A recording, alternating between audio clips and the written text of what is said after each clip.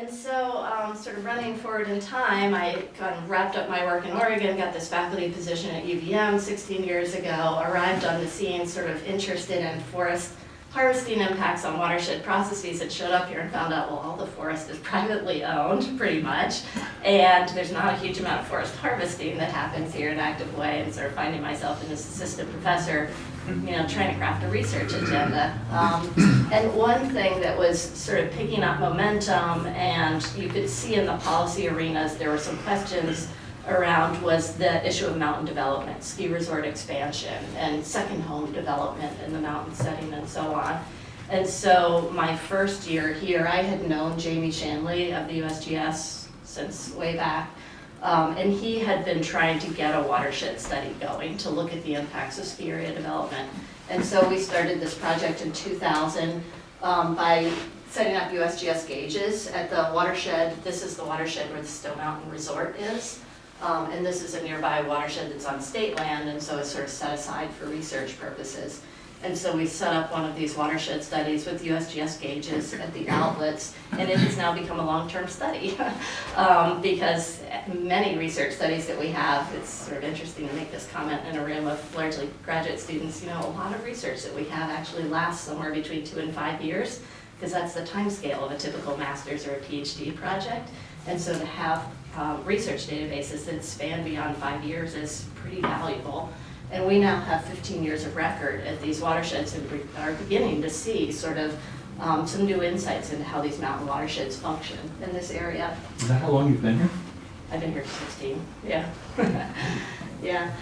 So I have a couple of data slides on here just to, and I know they're hard to see in this room, but one of the most surprising results from this study, and it's sort of relevant to what I'll do next, is that we had expected when we set this up, just as you would see in any paired watershed study that's set up to look at the effects of some land manipulation, we had expected to see more runoff in the West Branch watershed because it's the watershed that's cleared for ski area development. And the idea was, when we set this up, Stowe had just gotten the permit for the Spruce Peak expansion, and we did 3 years of monitoring before they broke ground on Spruce Peak, and then we've been sort of monitoring it through that period. So we had expected to see more runoff in this developed watershed, and then we had expected to see incrementally more with the expansion. What we were surprised about was the magnitude of the difference. And so the blue bars are the developed watershed, and the pink are the control or reference watershed. And there's only about an 18% to 20% difference in cleared area between the two, but we were seeing runoff differences, as big as 44% in 1 year, and that really surprised us. And then when we started looking at what explains the variability of those differences, what we began to notice is that it was in the bigger snow years when the differences really began to appear. And if you take this graph as a graph of cumulative runoff, so we just start at the beginning of a water year, we add up how much runoff is coming out of each watershed. What you'll notice is that that difference in runoff, and this is the average of all those bars, picks up right at the snow melt season. It's very consistent. Every year if we plot them out, the difference starts to appear during snow melt. How do you control for snowmaking? Well, we only measure flow beyond below the snowmaking pond, so they do make snow, but it runs off the mountain, goes into the pond, they pull it out and reapply it, and we measure it below the snowmaking pond. So we're not double or triple or quadruple counting that water. Yeah. And that's millimeters weighted per hectare of... Yes, per unit area. Yeah. And, we have the pump reports. In some cases, the pump reports seem a little low, but the resort has to report what they pump, and so we can add up that amount of water. It doesn't even come close to this difference between the two watersheds. And, we have in the paper some speculations about what explains the differences. There are very distinctive differences between soil depth, so a reservoir to hold on to the water, the resort with the watershed with the ski area that has very thin soil profile relative to the other, and so probably less holding capacity for water, and then therefore less flux to the atmosphere. So maybe not so much a management effect, but sort of an inherent watershed characteristic effect Can I ask that one more explains the question? difference.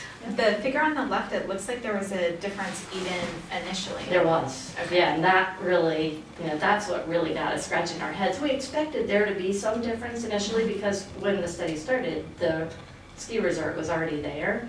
But the difference that existed even before the redevelopment is much larger than any incremental change after the development.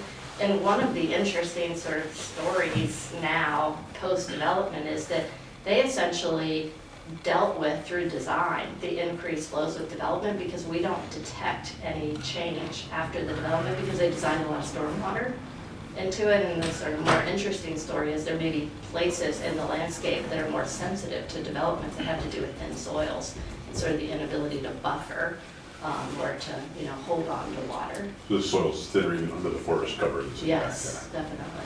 Yeah, it's a cirque, basically. This watershed is a cirque, so the soil's, you know, very thin there. Anyway, go ahead. So it seems like the question is about the effect of development on the landscape, but it seems like there's so many intrinsic variables, like the shape of the The one on the left. watershed, yeah. The shape of the Yeah. watershed. The ski area seems to be much more slopey. The Yeah, Ranch Brook seems to have a bowl, more of a bowl shape. yeah. How do you The tease that soils are deeper in the Ranch Brook than they are in the West Branch. Yeah. But the thinness in the West Branch is not because of the development. Yeah, not for the soil. But I'll come back to that question in a minute, because right after the next slide, I have sort of the beginnings of the way in which we're thinking about trying to approach that, you know, complex problem of multiple factors that might be affecting the response.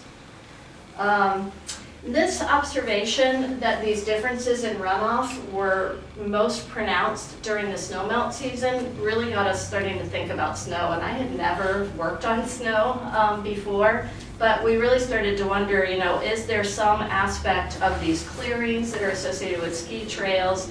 Are the forests here sort of, you know, protecting the snowpack and allowing it to melt off more slowly, and we get more rapid melting and clearings? Those kinds of questions were coming up, and there had been a lot of work on that in the West. In fact, there's a very distinctive body of work that emerged in the 1970s in the West around the negative impacts of clear-cut harvesting around increased snow capture in the more rapid melt because of solar exposure, and that contributed to flood risk. And so we started wondering if some aspect of the forest and clearing kinds of dynamics might be explaining some piece of this.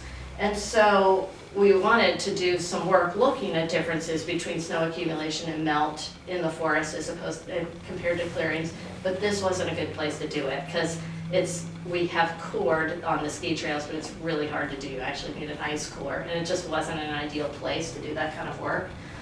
So we went to Hubbard Brook, where there are some clearings that are there and designed for their rain gauge sites. And we basically set up this study to essentially ask the question, in an eastern forest, so much of the snow hydrology work has been done in the West, and we asked the question, in eastern forest, are there detectable differences in snow accumulation and melt if you compare forest to cleared sites, forest to open sites? And so what we did was set up sampling sites on the south-facing slopes and on the north-facing slopes at 3 different elevations, and then paired, this is really tiny, cleared sites to forested sites. And we did the sampling in early March to try and catch peak snow accumulation, and then in April with the hope that we would catch the snowmelt period. And what we found was that clearings did have more snow than under the forest, but that difference was really only pronounced on north-facing slopes where there's a conifer component, and on the south-facing slopes where the forest is leafless, essentially, you really couldn't see a difference between forest and clearings. But then if you went into the snowmelt period, and you can see here our March and April period, we hadn't caught snowmelt in April, and it's actually really hard to get it farther into Hubbard Brook once the snow melts because you can't get the snowcats in. But we could get into the south-facing slopes during snowmelt, and what we saw is that those clearing sites started to melt off faster. And so we presumed that we would have seen the same thing in cleared sites on the north-facing slopes. And so, you know, it gives a little bit more credence to this notion that even in eastern forests, we have enough of a coniferous component that canopy can catch the snowpack, and by clearing away that canopy, developing the mountain landscape, creating home sites, we might accumulate more water, but then melt it off more rapidly in those clearings. during the snowmelt season. So probably not as dramatic of effect as you would see in the west, but certainly some sort of interesting angles to think about how development of the mountain landscape in an eastern forest might lead to differences in snow accumulation and runoff during snowmelt. So just one other question. So if you have the snow on the canopies, does it sublimate or what Yes, happens? Okay. yeah, sublimates, yeah. How much of Or it, just, evaporates too if it melts in the, yeah. how much of an impact does the fact that the conifers are darker, like the albedo effect, how does that? Well, I think even just the stems, this difference, there wasn't leaves on the trees, but just the long wave radiation from the stems and the sort of marginal shading of those leafless stems probably explains that difference.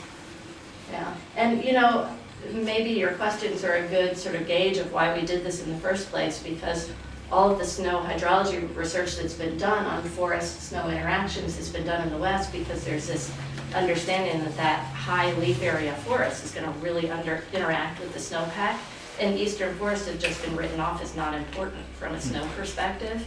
And so, this isn't really dramatic results, but it suggests that we need to think about the potential of a change in the snow hydrology if we start to clear away our mountain forests, even in this largely deciduous landscape.